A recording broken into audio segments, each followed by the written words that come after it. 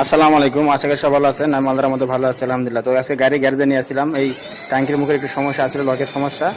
Looking গ্লাসটা ভেঙে গেছে, এটা ঠিক করতে হইব, আর সিট কাভারটা বদলাইতে হইব।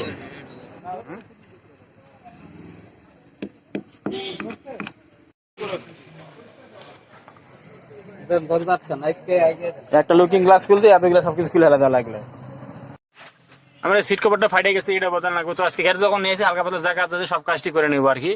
এটা সাইফুল গ্যারেজ, সাইফুল ভাইয়ের গ্যারেজ, বাইরে তারা। তো সিটটা খুলে নিয়ে যাচ্ছে, সিটটা খুলে নিয়ে যায়, কাপড়টা নতুন নতুন কাপড় লাগাই দিব। সিটটা খুলে নিয়ে গেলে আর কি। সিটটা খোলার পরে যত ময়লা সব পরিষ্কার করে নেওয়ার, ফাঁকা ফাঁকা লাগে এখন। সিটটা নষ্ট ছিল, সিটটাও ঠিক করে নিয়েছি। আর সিটটা ঠিক করতে প্রায় 1500 টাকা নিচ্ছে। লুকিং গ্লাস এটা মোটরসাইকেল ধাক্কা নিচ্ছে, এটা নিচে 2000 টাকা ঠিক করতে।